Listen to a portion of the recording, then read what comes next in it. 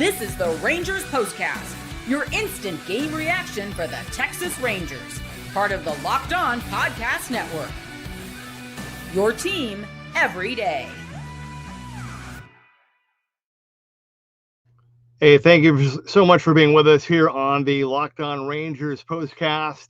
Sorry for the delay. My sincere apologies, but I'm glad to be with you tonight. Wish it was after the end of the Rangers losing streak, but that would not be the case because the Rangers fall in Chicago in the opener against the White Sox by the final of 4-1. Here we go. Welcome into the Rangers Postcast, your team every single game, and in our case, your team every single day, or vice versa. My name is Jeff Biggs, longtime host and reporter. Thank you for being with us. And as always, you can also find us on the Locked On Rangers Postcast, where that's where you'll find the great work of Bryce Patrick every single game. And Bryce had a really good breakdown on today's episode. Kind of wash, rinse, and repeat, and you can kind of hear that again for sure. But I was hoping that maybe going from facing one of the best teams in the American League to the technically worst team in the American League, maybe that would get the Rangers going. Maybe that would be enough to kind of get their bats going again, like we saw with the Rockies. But that was not the case tonight. One and done as the Rangers fall to the White Sox 4-1. This is what you'll be talking about. Well, we kind of talked about it a little bit after the game yesterday, and I think I made the comment to somebody that was saying, well, hey, look, even though the offense is struggling, we're good because of the pitching. Well, that's true to a point, but I made the reply yesterday that the problem is that when you get into just a really, really bad funk like this one that the Rangers are in, and you cannot score, eventually it really does have a domino effect on everything else and the rest of the team. And I think tonight was a great example of that.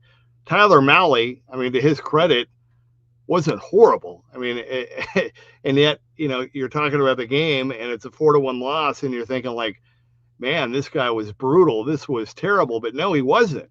He really wasn't. I mean, he had a kind of a rough inning, had every outing this season. Tyler Mahle had given up 2 runs or less. He gives up 3 for the first time tonight and loses 4-1. I mean, that was it right there. But I mean, Tyler Mahle wasn't horrible. It wasn't awful. Just didn't have his best stuff. And the way the Rangers are swinging the bats right now, I mean, you have to almost pitch a shutout if they're going to win. Because, I mean, the Rangers didn't score yesterday, and they scored only 1 run tonight. Mahle, 5 innings, 3 runs, 5 hits, 3 walks, 3 strikeouts. He falls, to 5-2. And then the offense, I mean, 1 run, 3 hits. Bruce Bochy did his part to try to shake things up, moving Adolis down to number 8, Marcus Semien down to the number 9 hole. That's something that we have talked about on this show, that would probably be the next move. And we've talked about how Bruce is trying to, gently help these guys get back on track, right? But it's not working. And I mean, at some point, you have to call it like you see it and tell it like it is. And if the production isn't there, I mean, with some guys in baseball, they lose it and it's over. And you get veterans that, not everybody can play into their mid to late 30s. It really is a young man's game, and guys have kind of windows at their prime, And, again, some guys can keep it going for a real long time and other guys can't. And that's just the way it is. You hope, it's not that they're not trying. It's not that they're, not working hard or they're not in great shape, but baseball is a very humbling game that way. And when it goes, it's gone. Or else, you'd see guys playing a lot longer, but they don't. Pains me to say it. I mean, look at Mike Trout. I mean, best player on the planet for a long time, and he's injured again right now. But we saw him earlier this season before the injuries, and I mean he's not the same guy anymore. He's just not. He's not horrible. He's still great, but not. I mean, way below what he used to be. So I don't know. Bruce is going to keep doing this, but I maintain that if they don't get something going here soon, something from the outside, somebody to kind of help this offense. Hopefully, Corey Seager. Although the update, remember I said yesterday we were kind of due for an injury update on Corey Seager. Well, last night after we were done, they gave one, and you're really not really sure what it means. I mean, he's progressing, but needs more time. And I mean, we don't really know. We just don't know what that means or realistically when he might come back. And I said before, I don't want them to, I don't want him to rush. I don't want him to come back and get injured again. But that's kind of where we're at. But one run, I mean, the Rangers and the White Sox are like the two worst offensive teams in the American League. The runs are unbelievable. I mean, I saw was it one of the Yankee games? I think one of the announcers made the comment like the Yankees this season have like 70 more walks than the Rangers do. 70. I mean, that's a lot. That's just. I mean, this offense. It's just. You can only do so much, but at some point you have to look at the players, like we said, and at some point you have to make some tough decisions. I don't know which way they want to go. So many things come into play, contracts and money and all those different things. But,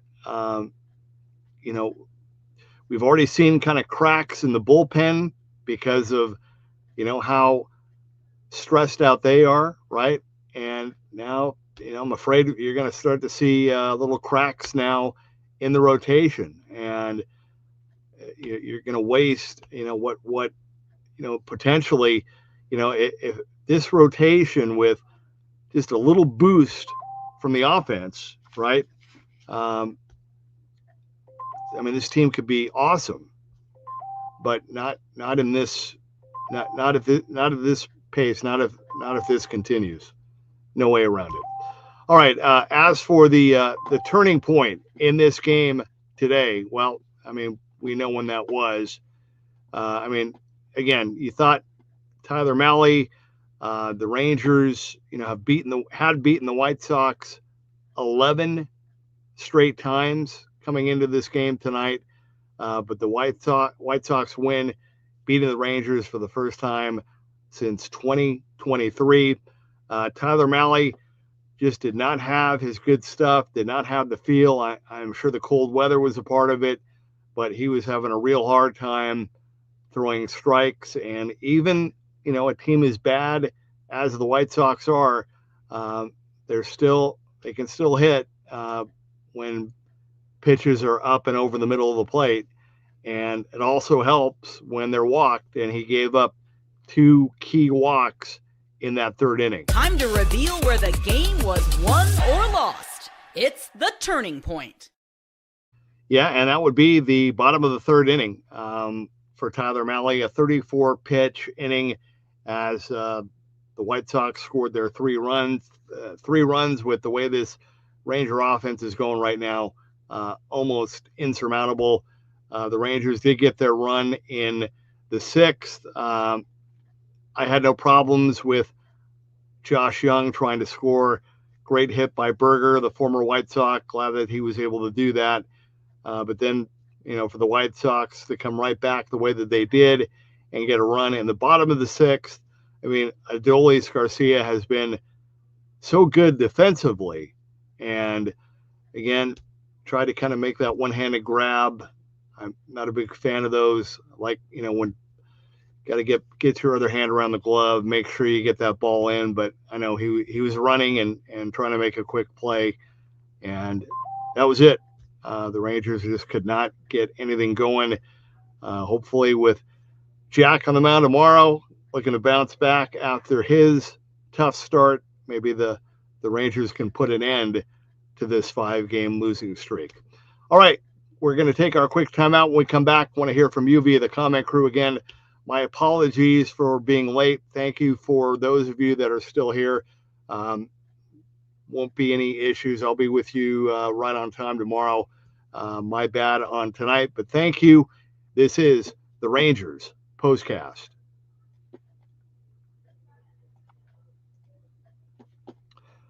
All right. The NBA playoffs are in full swing, and every night delivers highlight-worthy performances, major momentum shifts, and can't-miss moments, whether it's a game-winning shot or a breakout player. There has never been a better time to get in on the action.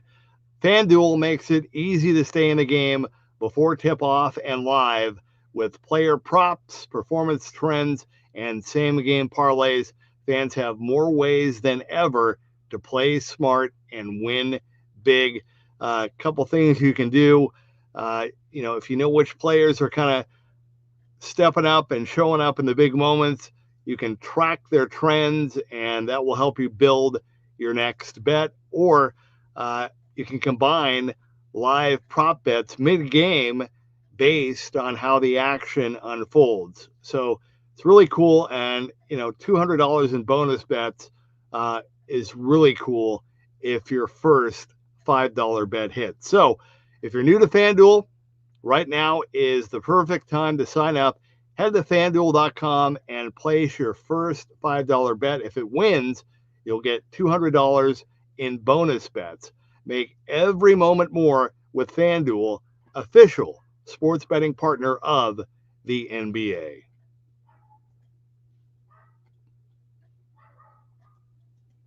All right, welcome back to the Rangers Postcast. Jeff Biggs with you on a Friday night. I know some of these comments are from earlier, and again, my apologies for being late tonight. I will be with you on time tomorrow. Thank you, though, for those of you that have stuck around. Appreciate it. James started off with my prediction. If the American League Cy Young Award winner is not a Texas Ranger, it will be the pitcher who has the most starts against the Texas Rangers. Yep, look what they did tonight. Again, every outing, you get these guys with ERAs of 6 or 7, and then they come and face the Rangers, and they get shutouts. Paul Wilson says Bryce had a great show earlier today, looking at the big picture and pointing out that when the offense comes around, we will be a force. I felt very positive for a few hours. Well, hey, like Bryce, I love baseball, Paul, and love this team, and I love Bryce's shows, and I hope he's right. I'm not trying to be negative. I'm not trying to be doom and gloom. I'm just legitimately concerned that there may be some guys, in this lineup that may not turn it around this season, and that's why, I'm sure Chris Young and the front office are looking to see what's out there and what they can do without making a bad deal.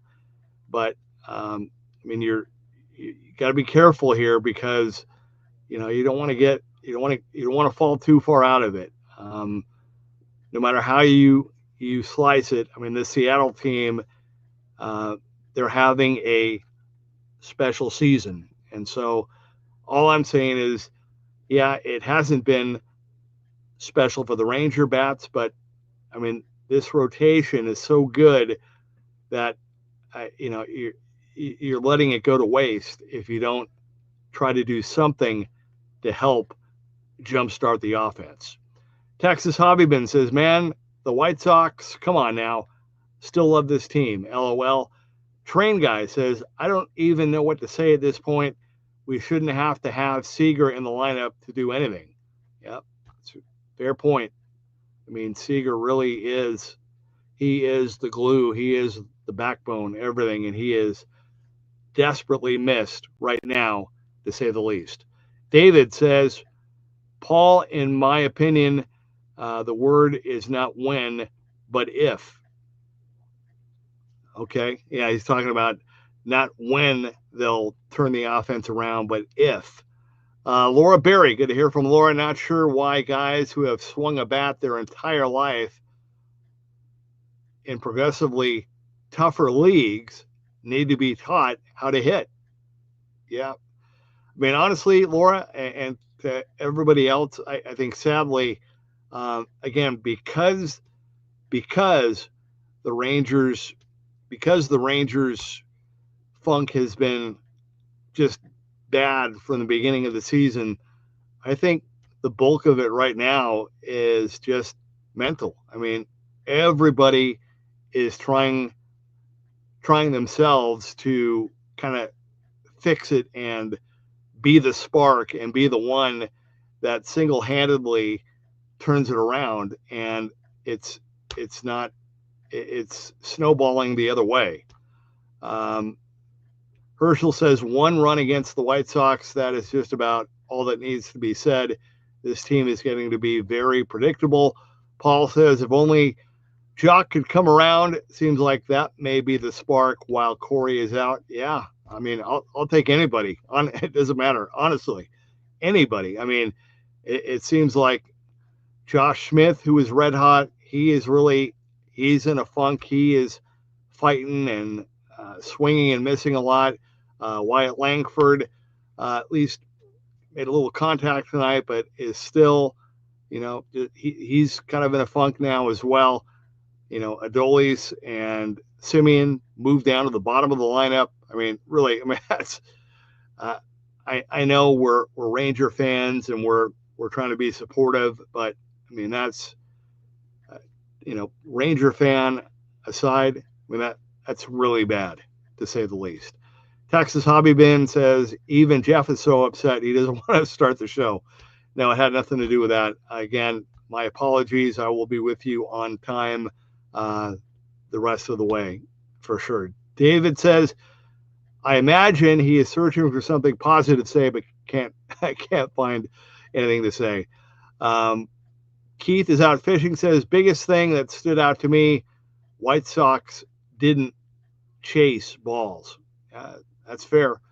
I think they could sense that Mahle was not on his game, not really throwing that hard, didn't have the splitter going, and that if they just kind of waited, they would eventually get something, around the plate that they could drive, and they did.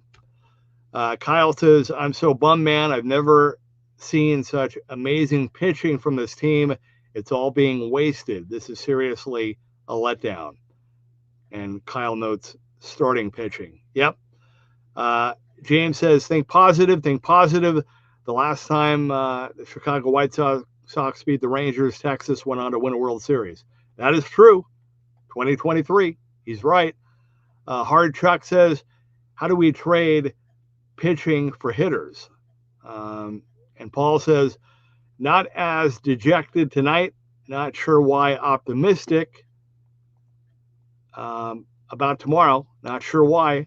Well, Jack has been good of late and really good on the road, so I'm excited. He has that kind of stopper mentality, so I'm looking forward to that as well. And then finally, wrapping things up, a couple of comments from Gio. Kevin Pillar came in the game and strikes out. All the pitches were not strikes. Yeah. I mean, again, here's a guy that plays maybe once a week. You're coming in there, you're trying to stay ready, but you're trying to do something to, keep your job. Josh Young was patient at the plate today, and he did very well. Who's better? And Isaac says, please win the series against the White Sox. And Hard Chuck says, what bats could we get? All right. Good closing comments. And Hard Chuck, we'll address that at another time. But it is, I think, the number one topic right now on the other side of the coin with the offensive struggles. Who can they get? Can Garcia and Simeon get traded? Doubt it. I don't think they're going to trade Garcia for sure. I mean, his defense is worth waiting more for him to turn it around. And nobody's going to take Simeon. They owe Simeon about 26 million a year for the next 3. He's through. Is it 328? I don't know. At least 3, if not 4 more seasons. Yeah, exactly. Chuck just said it. All right, guys. Again, I got to cut it off here, but again, sorry for being late. Please forgive me. I like one of my mottos is say what you mean what you say. Had some stuff going on my end, but everything is good. I'll be back with you live right after the game tomorrow afternoon. Hope you can join me then. Hopefully it will be after a Rangers win, and they'll put an end to this 5-game losing streak. But the final tonight, Rangers fall in the opener in Chicago to the White Sox 4-1. This has been the Rangers Postcast.